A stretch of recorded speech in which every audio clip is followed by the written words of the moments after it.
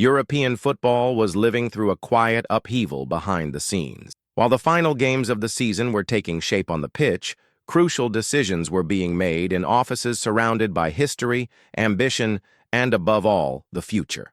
One of the most impactful movements gaining momentum involved one of the continent's most promising coaches, Xabi Alonso.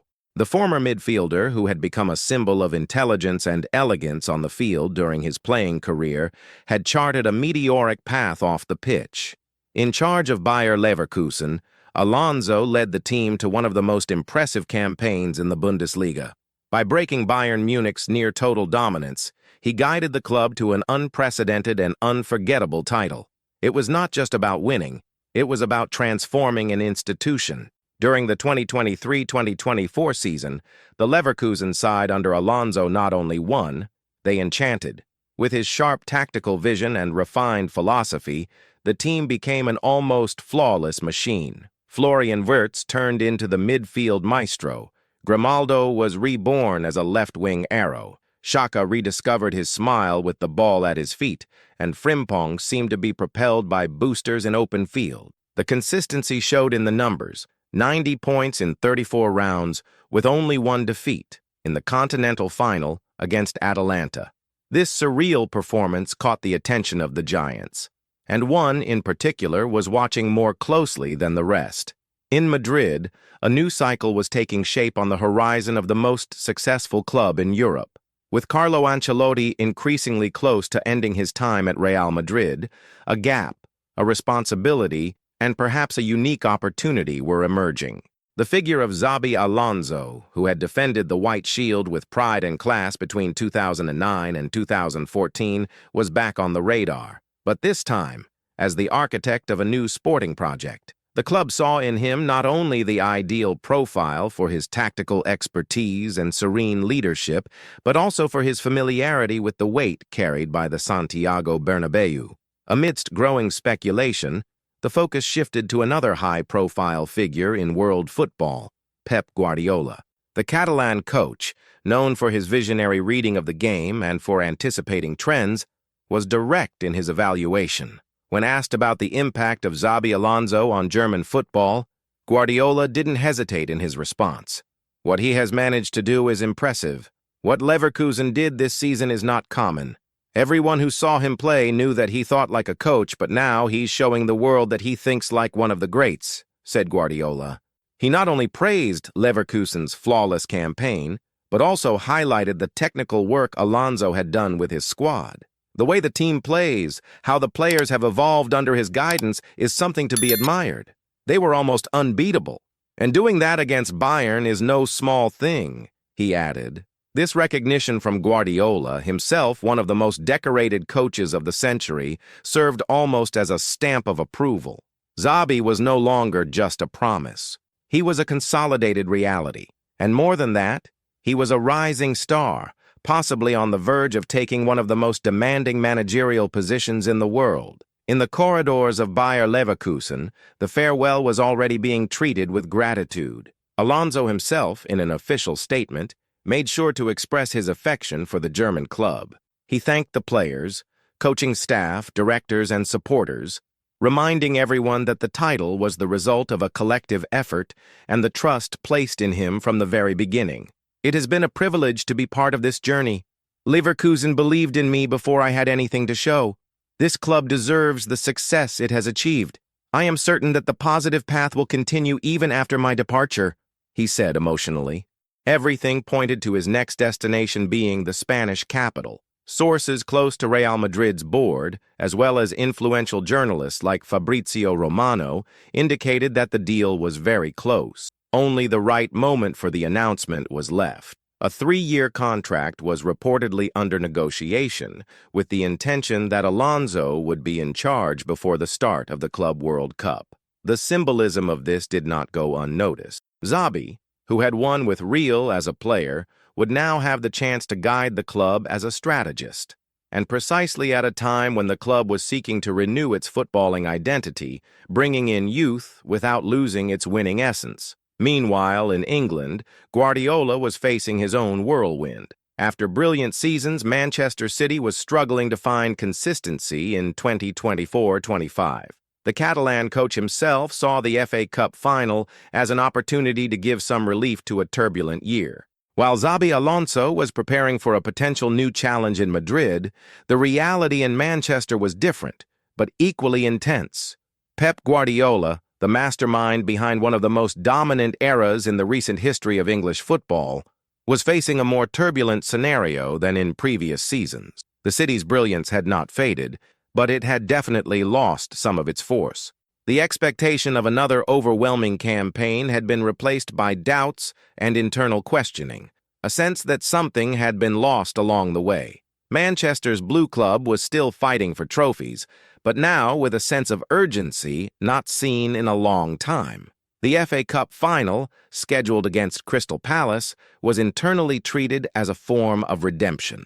It was the last real chance to end the season with a major trophy, placing an emotional and technical burden on Guardiola and his players. Amidst this pressure and redefinition, a return gained prominence. Erling Haaland, the relentless goal scorer, was back.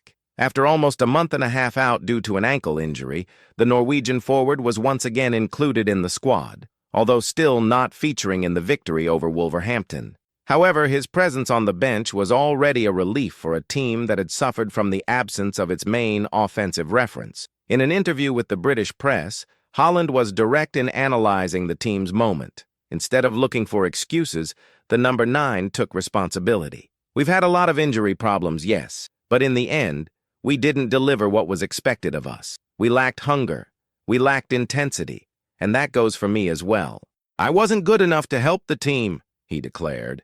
The forward's sincerity contrasted with the coldness that usually dominates press conferences. His frustration was not only because of the time lost away from the pitch, but also the awareness that he could have been decisive in matches that slipped away due to fine margin. After all, Manchester City was no longer the unstoppable machine of previous years. Instead, it was fighting week by week to secure its spot in the next Champions League. Still, Haaland was accumulating impressive numbers.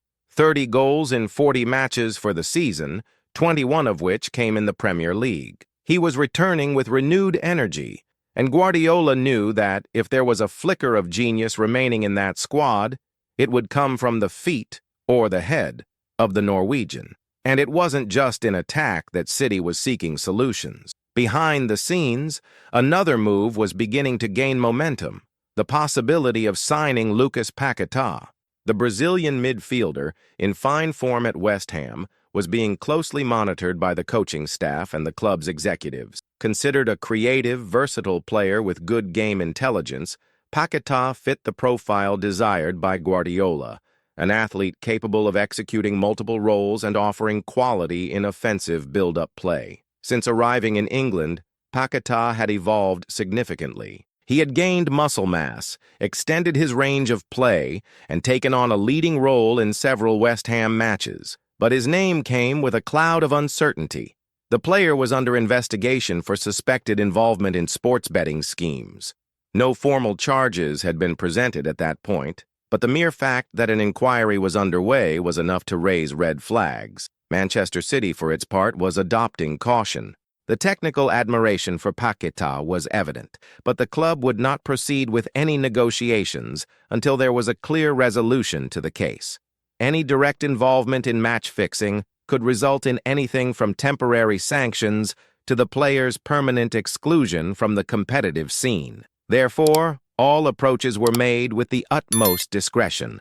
Internally, Paquetá's name was being discussed seriously. Guardiola saw him as a player capable of maintaining the high standard of the squad, especially at a time when some key players were already showing signs of fatigue or stagnation. City wanted to refresh their midfield without losing their identity, and the Brazilian could be the bridge between individual talent and the tactical application required by the system.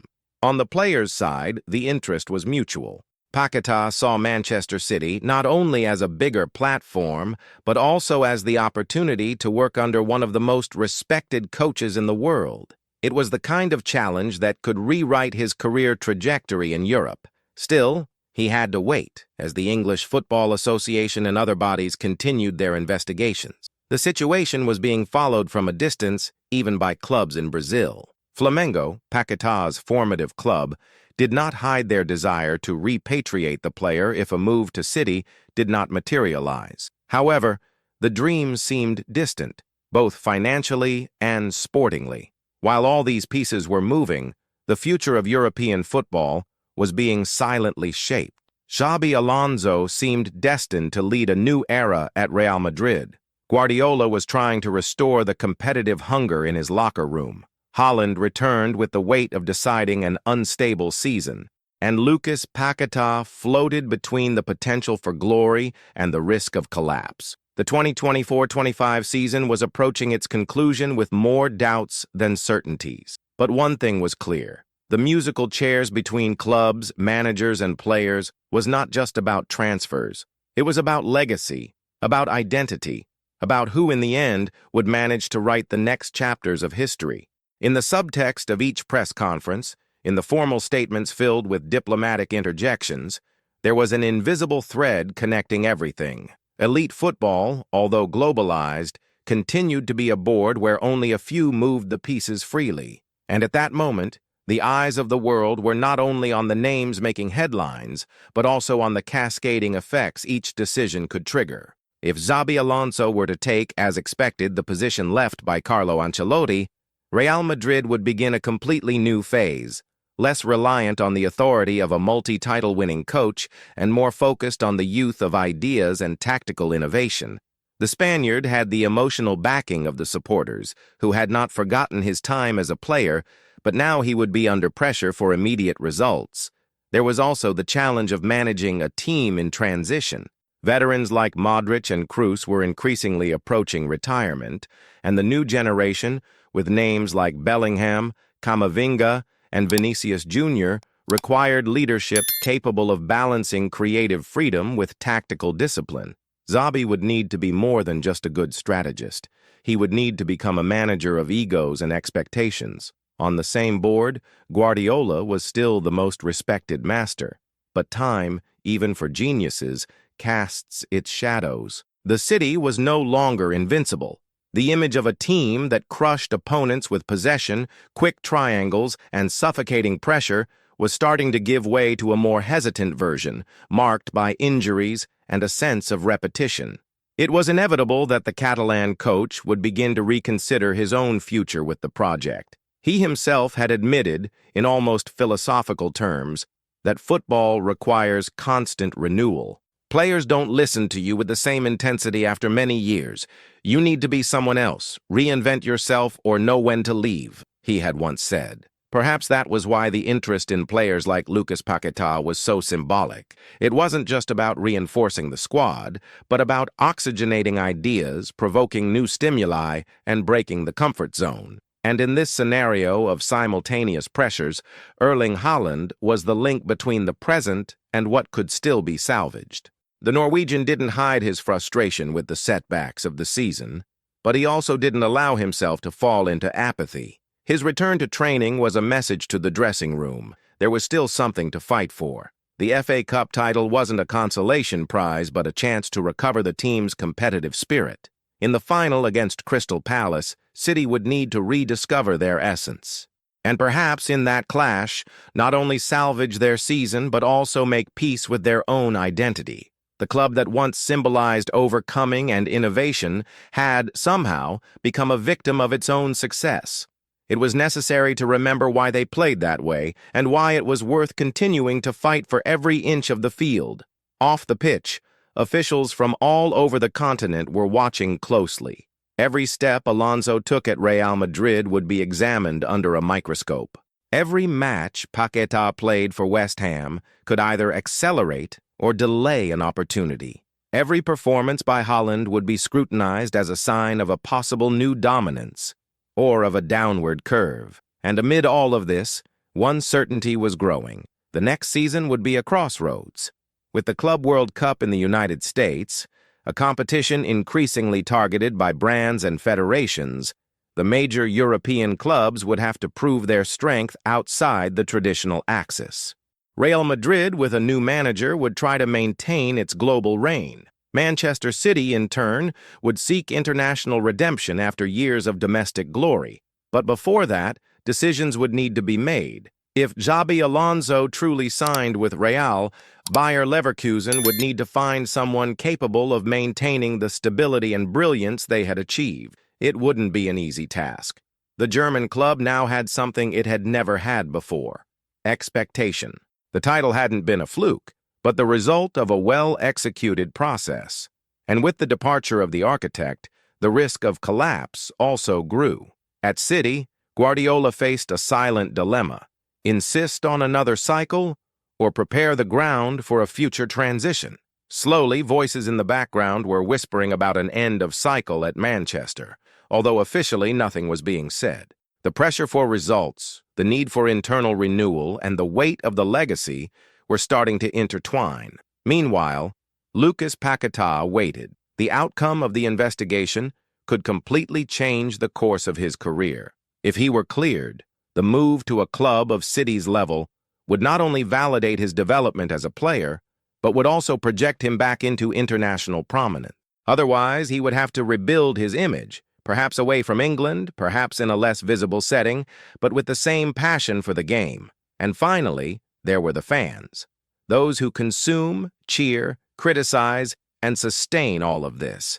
For them, what matters are the goals, the victories, the idols. But there is also a deeper layer, one that is not always perceived: the desire for connection, for belonging, for feeling that their club, whether Real Madrid, Manchester City, or the modest Leverkusen, represents something greater than 11 players on the field. This connection is what sustains football even in its grimmest moments.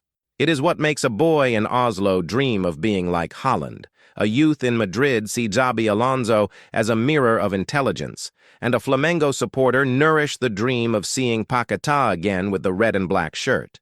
It is this magic that no contract, no scandal, and no defeat can erase. And so, amidst arrivals, farewells, new beginnings, and doubts, European football continued its course. Like a river that moves between familiar banks, but whose final destination remains, as always, unpredictable.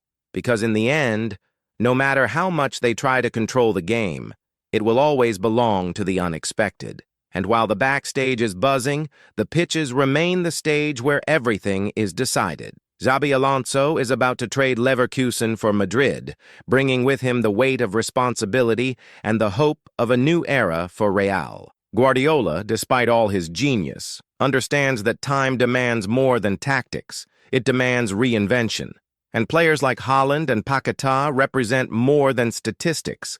They are living symbols of talent, overcoming, and choices that shape entire futures. In football, each season tells a story, and the one that is now ending will be remembered for profound changes, high-risk decisions, and moments that moved supporters worldwide. But the most fascinating thing is knowing that the next page is already being written. The game never stops, and that's why we keep watching, debating, and cheering. Because in the end, football is not just a sport. It is a universal language made of emotion, passion, and transformation.